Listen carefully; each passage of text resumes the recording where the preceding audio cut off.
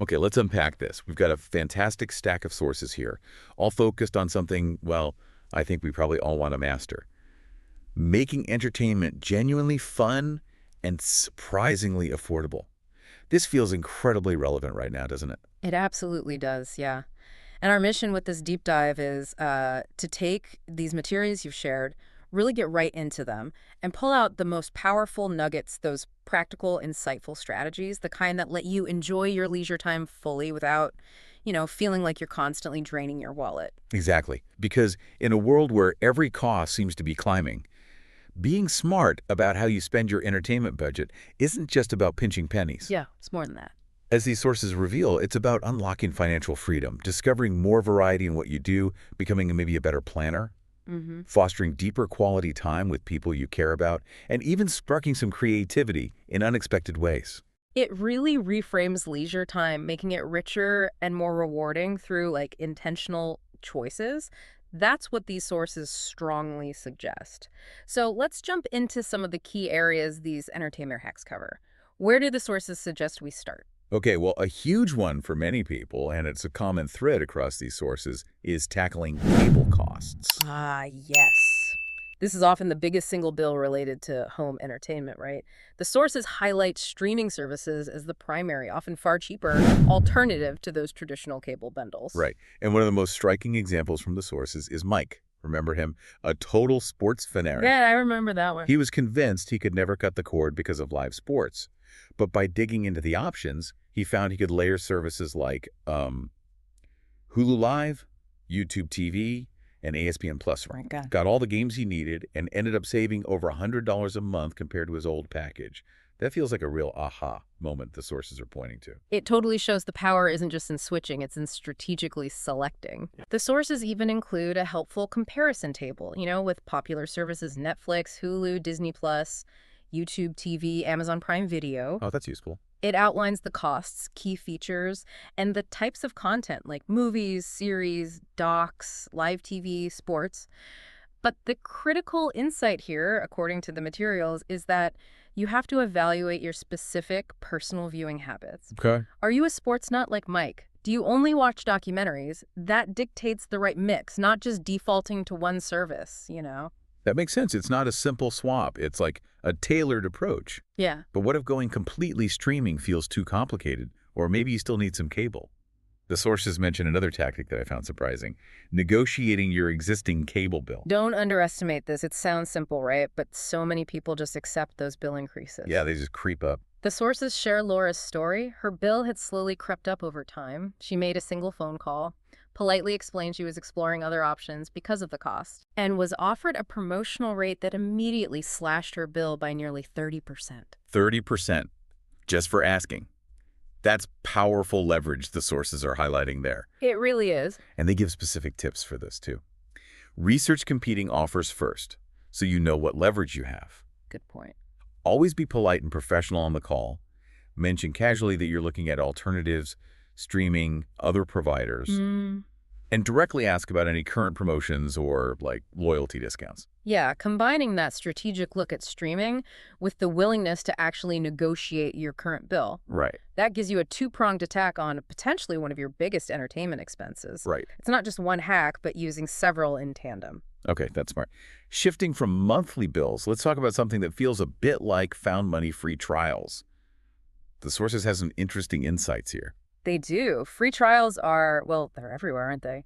But the sources emphasize that the trick isn't just signing up. It's maximizing the value in that limited window and critically managing them so you don't end up paying accidentally. Absolutely.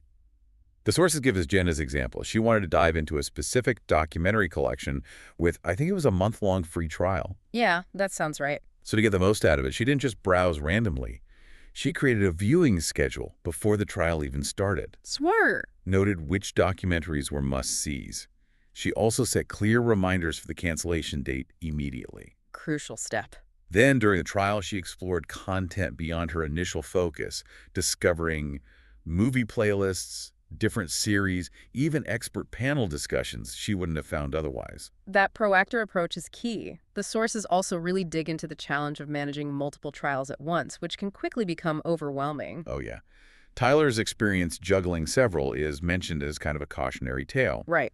and the practical tips provided feel essential. Using a calendar, maybe even color coding, to track start and, more importantly, end dates. Definitely the end dates. Keeping a simple checklist of active trials. Maybe consolidating logins with a password manager to make cancellation easier. Good idea. And making time to periodically evaluate each trial as it nears its end, like, is it really worth paying for? They even suggest looking if the terms allow for sharing with a household member to get more value. So the sources suggest treating free trials like a temporary focused project Yeah. with a clear exit strategy rather than just a casual browse. That's a real nugget of wisdom for avoiding those accidental charges. Okay, let's switch gears again. Beyond subscriptions and trials, the sources spend time on finding and using discount codes and coupons for entertainment, like, events or tickets. This feels like a treasure hunt sometimes, doesn't it? Yeah. But the sources show it's actually a systematic approach to saving. Lisa, a regular theater goer, apparently significantly cut down her ticket costs by using these methods instead of always paying face value. Nice. And the specific tips for where to find these codes are super practical. Things like sign up for newsletters directly from your favorite venues or ticket sites for exclusive offers. Those can be good. Regularly check dedicated coupon websites, they mention RetailManat, coupons.com, or using browser extensions like Honey, which search automatically. Honey's great for that. Following venues or artists on social media often yields deals too, and local offer apps like Groupon or Deal News can uncover nearby discounts. So knowing where to look is crucial. Then the sources get into the practical side of applying those codes effectively. Yes, they mentioned Jack initially sort of fumbling with applying codes, but he quickly learned the ropes. The tips provided are always read the fine print, expiration dates, minimum purchase requirements, specific items excluded. The fine print gets you. Check if you can stack codes. Sometimes you can use more than one. Oh, that's a pro tip. Compare prices across multiple platforms, even after applying a code, as one might still be cheaper. Time your purchases around major sales events like Black Friday or Cyber Monday if possible. Right, plan ahead. And stay organized by keeping track of promising codes in maybe a note app or a specific email folder. Yeah, diligence in both finding and applying really does pay off here, turning potential savings into actual ones. Speaking of saving money, one area the sources really highlight for budget-friendly fun is right at home. Let's talk about transforming a simple movie night. The classic. But the sources elevate this from just, watching a movie to creating a home theater experience that rivals going out. Like Mike and Emma did, they specifically focused on enhancing the atmosphere, dimming lights or using blackout curtains. Makes a difference. Making comfort a priority with extra blankets, pillows, floor cushions. Oh. And upgrading the tech where possible. Even just a good soundbar can make a huge difference, they noted. Totally. Sound is key. A key element for them was setting up a DIY popcorn and snack station using an air popper, allowing them to personalize flavors just like a fancy cinema. It's about replicating the experience without the cost, right? Yeah. And when you do movie night at home, the question of food is significant. The sources provide a clear comparison between cooking at home versus ordering in or eating out. And Lisa's cost analysis is frankly startling. She calculated that the $25 she might spend on one basic restaurant meal with a drink could cover a full, delicious meal for 3 people cooked at home for movie night. Wow. That difference is massive. That saving comes from buying ingredients more economically, maybe in bulk. But the sources highlight other wins too. You have quality control, meaning healthier or tailored meals. Sure. It creates time for connection, making the cooking, or even just making gourmet popcorn a fun, collaborative part of the evening. Yeah, I like that. And of course, you often have leftovers. Bonus meal. So movie night at home isn't just a fallback. The sources frame it as a potentially richer, more connected, and vastly cheaper option. Absolutely, and that creativity extends into other DIY entertainment projects the sources explore. This is where things get really interesting. Upcycling home items for fun. Mm. This sounds like a way to turn potential clutter into creative projects. It does, and it taps into a different kind of satisfaction, The sources point to Sarah, who impressively transformed old wooden pallets into functional and stylish backyard furniture. It's about seeing potential where others might just see trash. That's a fantastic idea. The sources list other brilliant upcycling projects, too, giving old furniture a fresh look with paint or stain. Great makeover. Turning basic tin cans into decorative planters with just some paint and drainage holes. Cute. Using empty wine bottles for mood lighting by cleaning them and adding fairy lights. Wow, nice ambiance. Or creating unique DIY art pieces from old magazine pages or fabric scraps. These projects provide entertainment through the creative process itself and result in unique items that personalize your space. And sticking with the home-based, budget-friendly theme, the sources strongly advocate for hosting potluck events as a social alternative to expensive restaurants. This feels like a no-brainer once you see the numbers. Jake's successful potluck gathering is given as a prime example. Yeah, the benefits outlined are compelling. Shared costs drastically reduce the individual expense for everyone involved. Big time. You get an incredible variety of tastes and dishes, often family recipes or creative new explorations. Always fun to try new things. The atmosphere at home is inherently more casual and comfortable than a restaurant, right? Totally. And it creates memorable experiences through sharing cooking tips, stories, and simply having deeper conversations in a relaxed setting. Much more intimate and collaborative than just splitting a restaurant bill, for sure. Speaking of overlooked resources, the sources dedicate a whole section to what they call the unsung heroes of free entertainment public libraries. Yes. Emily's discovery highlights how much libraries offer beyond just borrowing books. Yeah. It was a real eye-opener for her and, honestly, for me, reading these sources. Libraries today are truly community hubs packed with resources. The sources list the surprising array of things you can access for free. Of course, a vast collection of books in every genre, including new releases, movies and TV shows, not just on DVD, but often through streaming services like Canopy, accessible with your library card. I didn't know about Canopy. Yep. Video games for various consoles, even board games sometimes, and audiobooks and ebooks easily borrowed through library apps, perfect for commuting. That's an incredible amount of media accessible without spending a single dollar. But the sources also highlight the free community events libraries host. Oh, yeah. These are fantastic for both entertainment and connection. Kevin, remember him, a new resident in his town. Right. He specifically used library events to meet people and feel more integrated into the community. That's great. The types of events listed are really diverse. Workshops and classes on everything from writing and cooking to painting and photography, Skills building. storytelling sessions and book clubs, cultural events like film screenings or guest speakers, and fantastic children's programs like story times and activities, fostering learning and fun.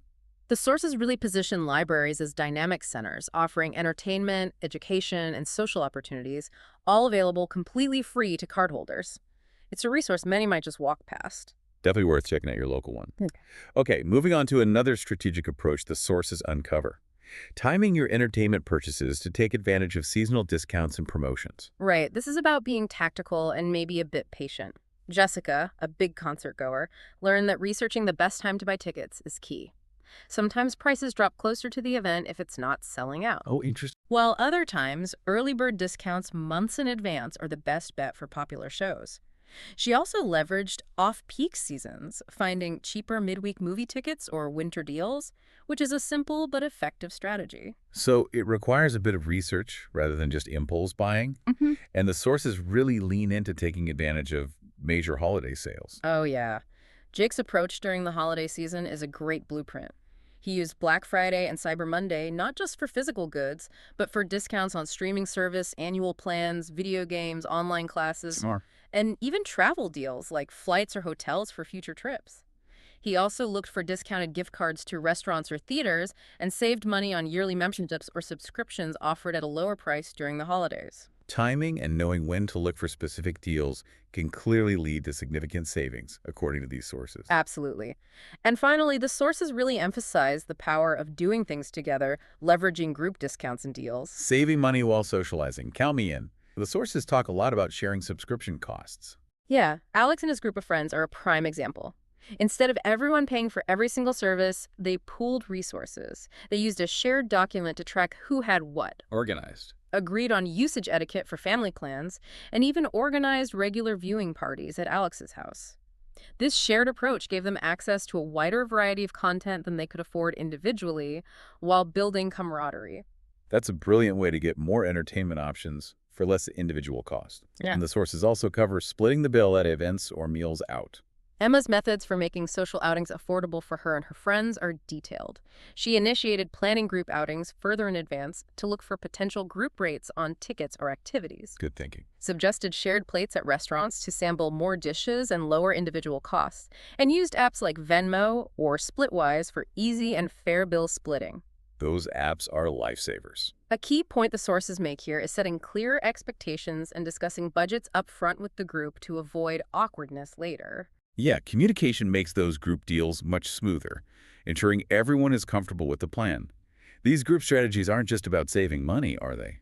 They make the shared experience itself more intentional and collaborative. They really do.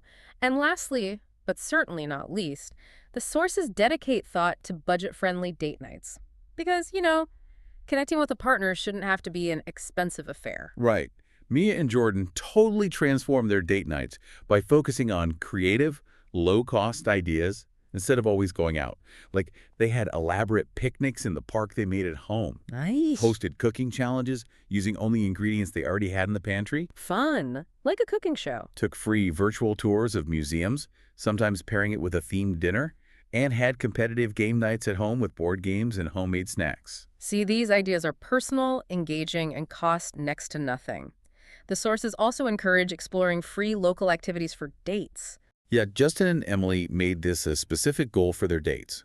They sought out local festivals or fairs with free admission, explored nearby nature trails, and went hiking, Good exercise, too. attended free art walks in their community, and even spent dates volunteering together. These are fantastic ways to connect deeply with each other, discover your local area, maybe contribute to the community, and create meaningful memories, all without significant expense.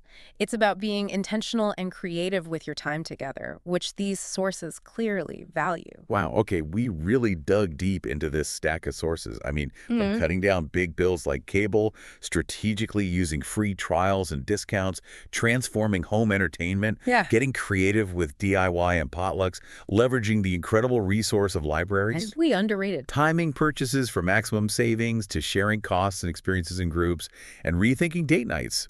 Well, it's all here. It's clear from these sources that these strategies aren't really about limiting your fun at all. They're about enriching your experiences, fostering connection with others in more intentional ways, and sparking actually a surprising amount of creativity in how you choose to spend your leisure time. And every single insight, every example, Mike, Laura, Jenna, all of them, every practical tip we discussed came directly from the sources you provided. It just shows how much value and how many actionable ideas can be extracted when you really take a deep dive. Absolutely. So, as you think about everything we've unpacked from these sources today, maybe consider which one or two of these strategies truly sparks your curiosity the most. How could implementing just a small shift in habit based on these ideas not only save you some money, but potentially unlock entirely new ways to enjoy your time? What overlooked resources in your own life or simple tweaks to your routine could reveal unexpected entertainment possibilities for you this week?